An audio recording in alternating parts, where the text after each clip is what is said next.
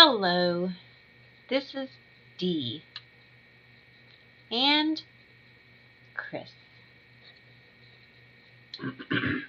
Well, we thought we would talk to you today about something that has been all over the world, probably.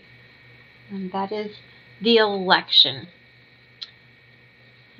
You look at your Facebook or any social media, and what do you see? Now, this is nothing new. This has been going on for a while, but since we had the election last night, it seems that it has gotten even worse and more angry.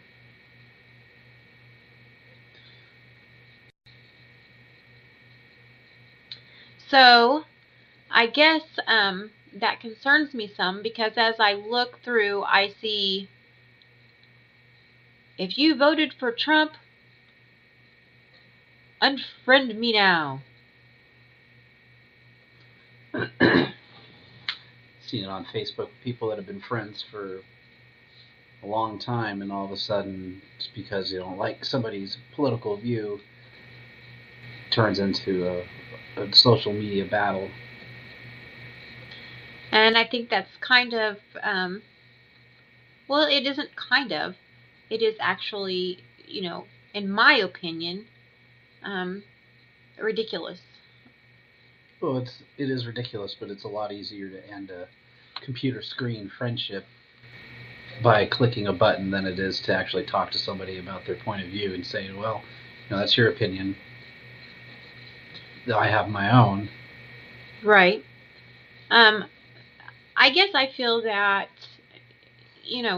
between the two parties, in my opinion, it was a very scary situation all around. I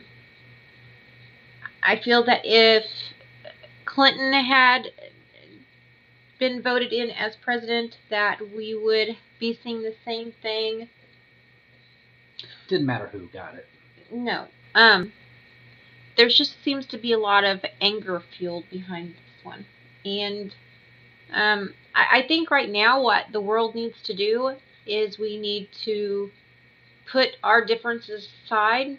This is Trump is our 45th president, and there's nothing that we can do to change that. So why should we, have this division of our friendships, or just division in general? I think we need to come together and be a strong nation. That begins with us. It's part of the democracy process. So, that's just my 2 cents on it. The whole unfriend me if you voted, or I've seen arguments, social media arguments.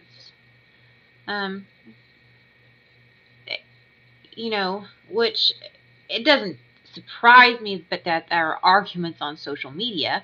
But it does surprise me that people are taking it so far as to, wanting to not be friends with people that they've been friends with forever, just because Trump is the new president. Would have been the same way if Hillary was elected as well.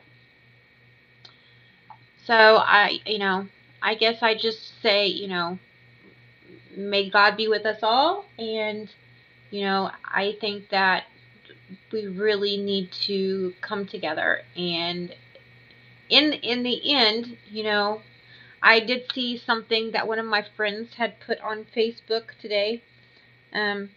It was, no matter who became the president, there's still one leader, and that is God, and He has a plan. And I'm not trying to get, spiritual or religious on you, but I do believe that. I believe that God will guide whoever it is in office, and we have to believe in that. And there are people out there who do not believe, and that's your choice, and I'm not, coming down on you for that. That's just my belief. So I guess the next topic of conversation we have is children. Man, I tell you, there was a funny one tonight. This is a good one. Yeah. Well,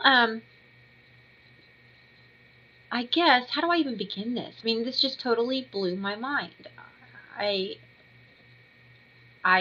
don't even know where to start. Okay, so my youngest son is 13.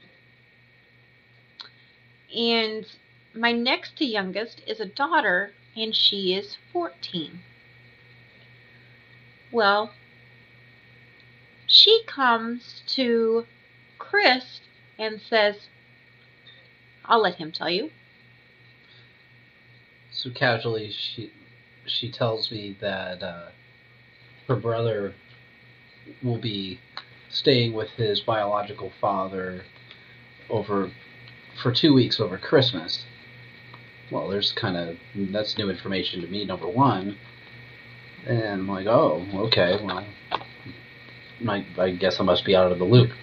Not sure what that's about. And the conversation progresses to, oh yeah, well, his dad's gonna let him get he's gonna take him to get his permit so he can drive for Christmas. Well, shock number two. Once again, right? Thinking, wow, I'm really out of the loop here. I must be missing something. And it's really not her fault for relaying this information. Because I asked her, I said, does his mom know about this? Well, yeah, I'm pretty sure, yeah, she knows about it. Wrong. Yes, so I had been coloring, and I took a little nap, about an hour, I think. I fell asleep, and I woke up, and Chris says to me, so, did you know that over, the winter break that your son's going to be gone for the whole break? And I was like, no, he's not. He's like, I didn't think so. And I said, it's news to me. And then he's like, oh, and wait till you hear this. He's going to be getting his permit. I'm like, oh, he is not. Well, number one, as anyone knows, it is so much cheaper for your children to take driver's education. We have to pay our our insurance. So that the choice of when, my son or my daughters get their driver's license is a decision we make. But sorry, my phone is blowing up here. But so I was just really in shock on that one, I have to say. So yeah, he thought at 13 it was all planned out. All these plans. The details were there. They were in place and made. And I unmade those. Here, let me shut this down. This is ridiculous. But yeah, I shut those down really quick because that's not happening. He will do as the other children did, and he will take driver's ed, and he will do that, in the summer, and that will be the summer. Still up for debate, even when that happens. Right. I wait until I see their maturity level and what they can and can't handle. This is also just a clear breakdown in communication because, according to the kids, it was clearly one-sided that the decision was made without us knowing anything. Right. So, yeah, not great. Usually there's pretty good communication, but as of lately there has not been. So that's going to have to be some kind of discussion, I think. But yeah, there will be no driving permit. Hell, they're barely allowed to ride in other vehicles with people, let alone drive. Yeah. I don't know what the hell he would be driving. I don't know. Maybe that's on the list too. Something else we're going to find out about. Right. So, yeah. But back to social media. Okay, guys. Um, you know, we were talking about, what we had seen earlier on social media. Actually, that is on the list, according to her. I just remembered. Oh, it is? Mm-hmm. And a car is? Yeah, according to her, she's either has been talking to or plans on talking to her grandfather for the silver car. Oh, well, dream on. I forgot to mention that one. Yeah. So that was kind of brought up in the scope of the shock and awe conversation. She doesn't even have a driver's license. Why would she be thinking about a vehicle? Why wouldn't she tell you about it? Because she knows I'd say no. Right. Anyway, I mean, eventually she will get a vehicle, and she will take driver's ed this summer. But I think we can take one step at a time. So, back to the social media. I don't know if any of you have ever had a business that you've listed, things on social media, or you've had a YouTube where you've had things happen, or whatever, Twitter, whatever social media site it may be. My biggest complaint on Facebook is the fact that you cannot get a hold of a live person if you need to. You can be stalked, you can be harassed, you can put your profile to as private as you want, and it doesn't matter. They have a way to get around it. All they have to do is make other fake profiles and wiggle their way in. But or they can find out information just from a little bit that you do provide. Right. So, I mean, I think social media really needs to stop and think. We watched a documentary the other night on stalking, and there was a stalking people that got stalked that ended up in death. Yes, and there was a woman who was on there, and she had accepted this man's Facebook request, and it was someone who was from her church. He had just came from another country, came to Texas. It wasn't like they were in any type of a relationship, but in his mind, that was his woman. And anyway, she didn't think anything of it. She friended him just like, we would all say, oh, yeah, I know that person from church or whatever. I'll friend them. Well, anyway, it got me thinking about things in life and things that have happened and how unsafe, social media really can be. I guess, if you have a business, which I began with and then I kind of skipped. If you have a business, which, we have a business, and we advertised through Facebook. Well, if you have a problem, there's not even a number that you can call regarding your account. And this is something. They sure want your money, though. Yeah, this is something where you're paying money, but yet you cannot contact any type of technical support.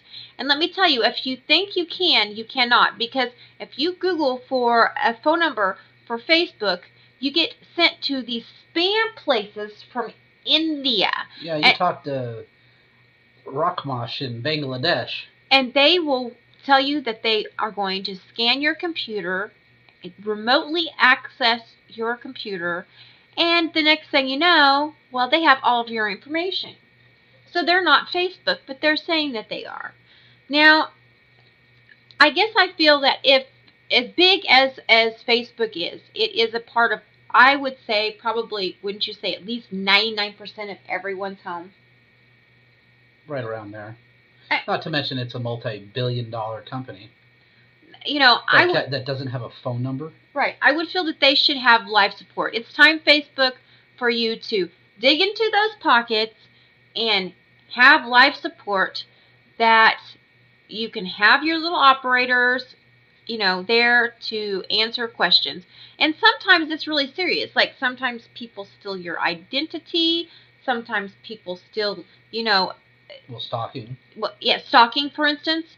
you know, harassment. Yeah, the list goes on and defamation. on. So there is definitely something there, and if you report it, they only give you certain options to click on or block them. Well, what good does that do? That doesn't do anything. Just like YouTube, you can steal someone's images, you can steal their name, you can pretend that you are that person, and you see it all over YouTube. No one does a thing about it. Their solution is, well, they provide an ability for you to report it, supposedly. Well, yeah, you can report it, but very little is done about actual problems. They're worried about the wrong thing. Yeah, they really are. They worry about they're worried. Oh, but you can't contact them. But you have to write them a letter.